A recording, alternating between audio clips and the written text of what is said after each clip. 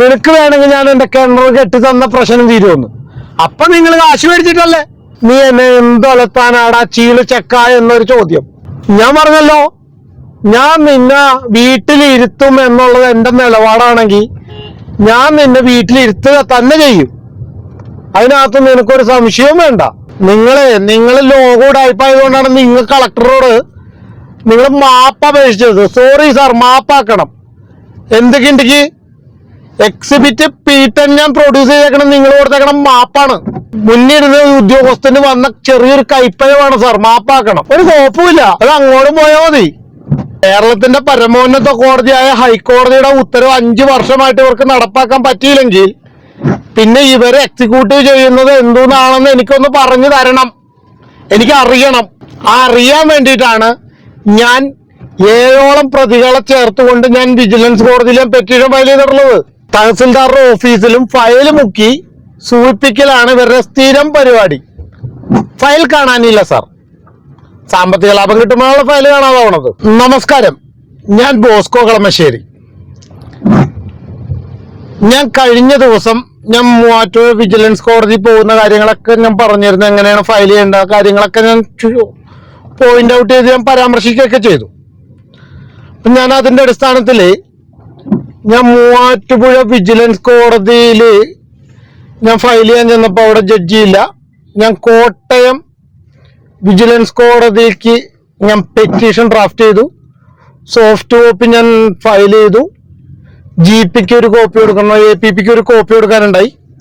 അതും ഞാൻ copy serve ചെയ്ത് ഇന്ന് ഞാൻ അവിടെ കോടതിയിൽ കേസ് പറഞ്ഞു.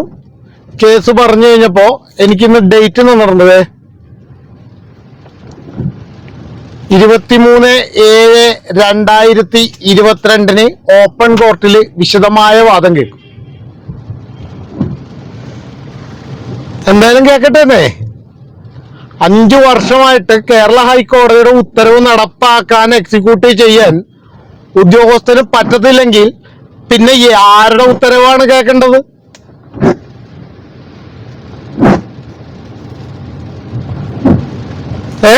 പിന്നെ ആരുടെ ഉത്തരവ് കേൾക്കും? കേരളത്തിന്റെ പരമോന്നത കോടതിയായ ഹൈക്കോടതിയുടെ ഉത്തരവ് 5 വർഷമായിട്ട് ഇവർക്ക് നടപ്പാക്കാൻ പറ്റിയില്ലെങ്കിൽ പിന്നെ ഇവരെ എക്സിക്യൂട്ടീവ് ചെയ്യുന്നത് എന്തുന്നാണെന്ന് എനിക്കൊന്ന് പറഞ്ഞു തരണം. എനിക്ക് അറിയണം. അറിയാൻ വേണ്ടിയിട്ടാണ് ഞാൻ 7ഓളം പ്രതികളെ ചേർത്തുകൊണ്ട് ഞാൻ വിജിലൻസ് കോടതിയിലും പെറ്റീഷൻ ഫയൽ ചെയ്തിട്ടുള്ളത്. മനസ്സിലായില്ലേ? എനിക്കറിയാൻ എൻ്റെ അവകാശമുണ്ട്. അറിയേണ്ടത് എൻ്റെ കാര്യമാണ്. കാരണം എൻ്റെ വീടിൻ്റെ നിയർ ബൈ ആണ് ആ തോട് പോകുന്നതെങ്കിൽ എനിക്കത് അറിയണം. അത് ഞാൻ ചോദിക്കും. അത് ഞാൻ അറിയാണ്ട് ഞാൻ പോവില്ല എന്നുള്ളത് എൻ്റെ ഉറച്ച നിലപാട് തന്നെയാണെന്നേ.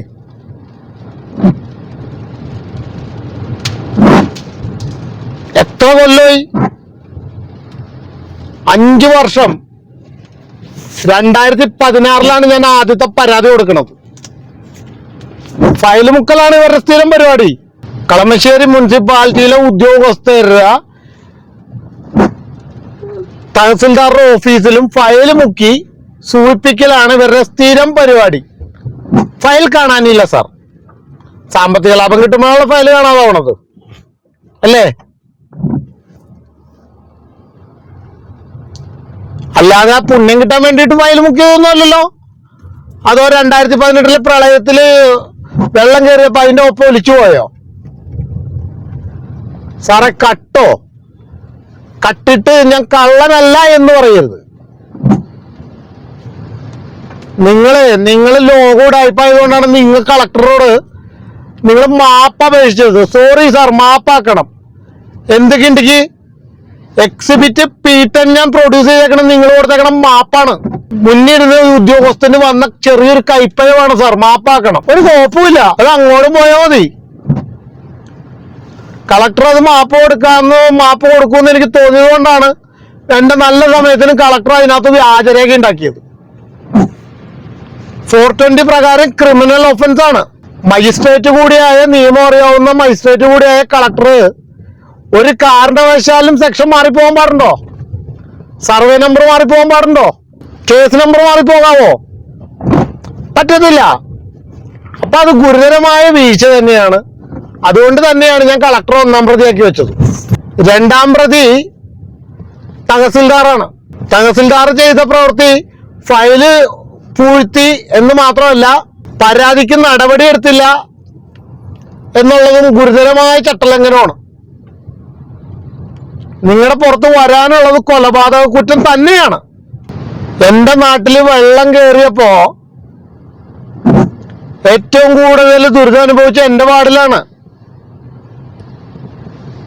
ഭരണപക്ഷത്തും പ്രതിപക്ഷത്തും ഉള്ള രാഷ്ട്രീയ പാർട്ടികൾ കമാന്നൊരക്ഷരം മിണ്ടില്ല. കാരണം മിണ്ടിയ അത് വലിയ പൊല്ലാപ്പവും. കാരണം ഇവർ രണ്ടുപേരും കൂടി സഹകരണ സംഘം പോലെയാണല്ലോ പ്രവർത്തിച്ചത്. അതുകൊണ്ടാണ് ഈ പ്രശ്നം. അതുകൊണ്ട് ഞാൻ ഇതിനകത്ത് അംഗീകരിക്കാൻ തയ്യാറല്ല. ഞാൻ വിജിലൻസ് കോടതിയിൽ ഞാൻ പെറ്റീഷൻ കൊടുത്തത് അതുകൊണ്ടാണ്. അടുത്ത ആഴ്ച വേറൊരു കേസും കൂടി കൊടുക്കുന്നുണ്ട്. ഇത് ഫയൽ ചെയ്യണം എങ്ങനെയാണെന്ന് എനിക്ക് അറിയാൻ പാടില്ല എന്നുകൊണ്ട് സംഭവിച്ചതാണ്. അടുത്ത ആഴ്ച വേറൊരു കേസ് കൂടി ഫയൽ ചെയ്യും. ജനപ്രതിനിധികളുടെ സാമ്പത്തിക സോഴ്സിൽ വൻ ഇത് നടന്നിട്ടുണ്ട്. അത് അന്വേഷിക്കണം. ജനപ്രതിനിധികളുടെ ഇടയ്ക്കിടയ്ക്കുള്ള വിദേശയാത്രകൾ അന്വേഷിക്കണം. സാമ്പത്തിക തട്ടിപ്പിനാണ് അല്ലെങ്കിൽ സാമ്പത്തിക ഇടപാടുകൾക്കാണ് ഇവര് വിദേശയാത്രയ്ക്ക് പോണത് എന്നും ഇവിടെയുള്ള കള്ളപ്പണം അല്ലെങ്കിൽ ഇവിടെയുള്ള പണം മുഴുവൻ ഇവിടെ കൊണ്ടുപോയി നിക്ഷേപിക്കുകയാണ് ഇവരെ സ്ഥിരം പരിപാടി. അപ്പൊ അതെനിക്ക് അംഗീകരിച്ചു തരാനൊന്നും എന്നെ കൊണ്ട് പറ്റൂല. അപ്പൊ അതുകൊണ്ട് ഞാൻ ഇവർക്കെതിരെ ഞാൻ കേസ് ഫയൽ ചെയ്തു. ഇനി ഞാൻ അടുത്ത ആഴ്ച ഒരെണ്ണം കൂടി ഫയൽ ചെയ്യും.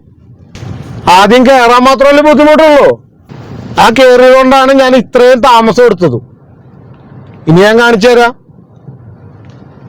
കേരളത്തിലെ എറണാകുളം ജില്ല മാത്രമല്ലാന്നേ പണിയാൻ എന്തൊക്കെയാണെന്ന് ഞാൻ കാണിച്ചു തരുന്നുണ്ട്. പിന്നെ ആകെപ്പാടുള്ള ഒരു ഗുണം എന്താണെന്ന് വെച്ച് കഴിഞ്ഞാൽ വക്കീല് വേണ്ട. ഉദ്യോഗസ്ഥനുള്ള ആത്മവിശ്വാസം എന്താണ്? അഴിമതി ചോദ്യം ചെയ്യാൻ പെർമിഷൻ അവർ കൊടുക്കില്ല എന്നുള്ള അവരുടെ ആത്മവിശ്വാസമുണ്ട്. അതങ്ങോട്ട് പള്ളി പോയി പറഞ്ഞാൽ മതി.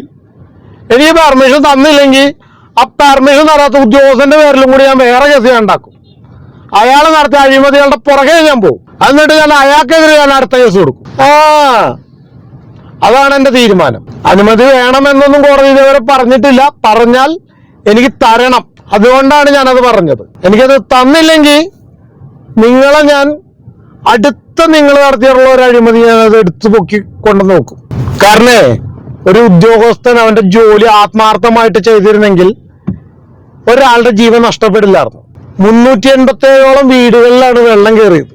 എന്നിട്ട് അവർക്ക് ഇപ്പൊ ഒരു പുജ്ഞം, നീ എന്നെ എന്തൊലത്താനാടാ ചീള് ചെക്ക എന്നൊരു ചോദ്യം. ഞാൻ പറഞ്ഞല്ലോ, ഞാൻ നിന്നെ വീട്ടിലിരുത്തും എന്നുള്ളത് എന്റെ നിലപാടാണെങ്കിൽ ഞാൻ നിന്നെ വീട്ടിലിരുത്തുക തന്നെ ചെയ്യും. അതിനകത്ത് നിനക്കൊരു സംശയവും വേണ്ട. നിങ്ങൾക്ക് മേൽക്കോടതി പോയാൽ പോലും നടപടി ഇല്ലാത്ത തരത്തിലോട്ടുള്ള പൂട്ടി വെച്ചിട്ട് തന്നെയാണ് ഞാൻ പണിയെടുത്തത്. അല്ലാതെ ഇന്നൊരു സാധനം കിട്ടിക്കഴിഞ്ഞപ്പോ തന്നെ ഞാൻ പിറ്റേ ദിവസം കോടതിയിൽ പോയിട്ട് ഞാൻ പേപ്പർ മേടിച്ചൊന്നുമില്ലോ. സമയമെടുത്ത് അതിനെക്കുറിച്ച് പഠിച്ച് അതിന്റെ മുഴുവൻ ഡോക്യുമെന്റ്സ് എടുത്ത് അത് മേടിച്ച് ഞാൻ ഓർഡർ മേടിച്ചുകൊണ്ട് വന്നിട്ട് നിങ്ങൾ എന്നോട് എന്താ പറഞ്ഞത്? നിനക്ക് വേണമെങ്കിൽ ഞാൻ എന്റെ കിണർ കെട്ടി തന്ന പ്രശ്നം തീരുമെന്ന്. അപ്പൊ നിങ്ങൾ കാശ് മേടിച്ചിട്ടല്ലേ? അതുകൊണ്ടാണ് ഞാൻ പറഞ്ഞത് പണി ഞാൻ കാണിച്ചു തരും. എനിക്കിനി നിങ്ങൾ നടത്തണ്ടാന്നേ, കോരയും വേണ്ടാന്നേ. നിങ്ങൾ കോരയും വേണ്ട, പിടിക്കാൻ വേണ്ട, ഒരു പിണ്ടിയും വേണ്ട. നിങ്ങൾ വീട്ടിലിരുന്നോ. 5 വർഷമായിട്ട് നിങ്ങൾക്ക് ആർക്കും കോരാൻ പറ്റിയില്ലെങ്കിൽ ഇനി കോരണ്ട. നല്ല ഉദ്യോഗസ്ഥൻ വന്നിട്ട് കോരിയാൽ മതി. എനിക്ക് തിരക്കില്ല. കാരണം പ്രളയത്തിൽ 7 ദിവസം ഇരുട്ടത്ത് കിടന്നത് ഞങ്ങളല്ലേ, ഉദ്യോഗസ്ഥനല്ലല്ലോ. പ്രളയത്തില് വെള്ളത്തിൽ നിന്ന് റോട്ടിൽ നിന്ന് പുറത്തോട്ടിറങ്ങാൻ പറ്റാണ്ട് പെട്ടുപോയത് ഞങ്ങളല്ലേ, ഉദ്യോഗസ്ഥനല്ലല്ലോ.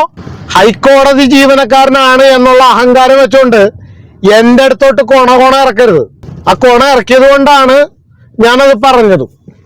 ഹൈക്കോടതിയിലല്ല, ഇനി സുപ്രീം കോടതിയില ആര് തന്നെയാണെന്ന് പറഞ്ഞാലും നിയമത്തിന് ഒരൊറ്റ ഇതേ ഉള്ളൂ. നിയമം നടപ്പിലാക്കാൻ വേണ്ടിയിട്ടാണ് നിങ്ങളെയൊക്കെ ചുമതലപ്പെടുത്തിയെങ്കിൽ നിയമം നടപ്പിലാക്കി തന്നെ. അല്ലാണ്ട് കേരള ഹൈക്കോടതിക്കോ അല്ലെങ്കിൽ വിജിലൻസ് കോടതിക്കോ ഒരു കോടതിക്കും അത് എക്സിക്യൂട്ട് ചെയ്യാനുള്ള പവറില്ല, അല്ലെങ്കിൽ അവരടുത്ത് ചെയ്യത്തുമില്ല. അത് ചെയ്യാനാണ് നിങ്ങളെ ചുമതലപ്പെടുത്തിയിരുത്തിയപ്പോ നിങ്ങൾ ആ അധികാരത്ത് കസേര കയറിയിരുന്ന് നിങ്ങൾ കൈക്കൂലി മേടിച്ചിട്ട് എന്നെ ഭീഷണിപ്പെടുന്നോ? പെൻഷൻ ഞാൻ മേടിപ്പിക്കൂല എന്നുള്ളത് തന്നെയാണ് എന്റെ നിലപാടും. പെൻഷൻ ഞാൻ മേടിപ്പിക്കൂല. കട്ടതല്ലേ, കട്ട് നിങ്ങൾ എത്ര കോടികൾ കട്ടു? ആ കട്ടത് മുഴുവൻ ഞാൻ തിരിച്ചു പിടിക്കും. നിങ്ങൾ ഔദ്യോഗിക സ്ഥാനത്തിരുന്നപ്പോ ഒപ്പിട്ട എല്ലാ ഫയലുകളും ഞാൻ പരിശോധിപ്പിക്കുകയും ചെയ്യും. ഹൈക്കോടതിയിലെ മുൻ ജീവനക്കാരൻ, സർക്കാർ ജീവനക്കാരന് ഹൈക്കോടതിയിലെ സർക്കാർ ജീവനക്കാരന് എന്താ കൊമ്പുണ്ടോ? നിങ്ങൾ അവിടുത്തെ ജോലി കണ്ടിട്ട് ഈ കാശ് കണ്ടിട്ടല്ലേ നിങ്ങൾ ഇങ്ങോട്ട് വന്ന് കയറിയത് കസേരയില്, അല്ലേ? അപ്പൊ നിങ്ങൾക്ക് സാമ്പത്തിക ലാഭമാണ് നിങ്ങൾക്ക് വലുത്. എന്റെ മുനിസിപ്പാലിറ്റി കട്ടുപിടിച്ചിട്ടല്ലേ പോയത്. ആ കട്ട പൈസയും നിങ്ങൾ എന്തൊക്കെ എടുത്തിട്ടുണ്ടോ അതെല്ലാം ഞാൻ തിരിച്ചു പരിശോധിപ്പിക്കും. പിന്നെ വേറെ ആളുണ്ട്, അദ്ദേഹമാണെങ്കിൽ അതിനേലും വലിയ ഉടായ്പാണ്. ഈ നഗരസഭാ സെക്രട്ടറിയുടെ മൊബൈൽ നമ്പർ എപ്പോഴും ആക്റ്റീവ് ആയിട്ടിരിക്കണ്ടേ? പുള്ളിയുടെ ഫോണിലേക്ക് വിളിച്ച് നോക്കിയാൽ 24 മണിക്കൂർ സ്വിച്ച് ഓഫ് ആയിരിക്കും. ഈ 4 മണിക്ക് സെക്രട്ടറി വീട്ടിൽ പോകണ എന്തടിസ്ഥാനത്തിലാണെന്ന് എനിക്ക് മനസ്സിലായില്ല. ഓഫീസ് ടൈം 10 to 5 അല്ലേ?